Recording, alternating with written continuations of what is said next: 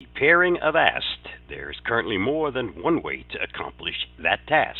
Let's go through the two different ways of repairing Avast if you should have a problem. The first option is to open Programs and Features. Once that's opened, select Avast Antivirus, allow it to make changes to your devices, and then select Repair. Say yes, let it do its job. That's all there is to repairing it using Program and Features. My personal advice is that once this is done, you reboot your system. Once done, the problem that you had with Avast should now be repaired. The second way of getting to the repair is as follows. Open the Avast user interface, then select Menu, Settings, and go down to where it says Troubleshooting, and here you have an option to repair the program if you're experiencing a problem. Again, hit Repair, say yes.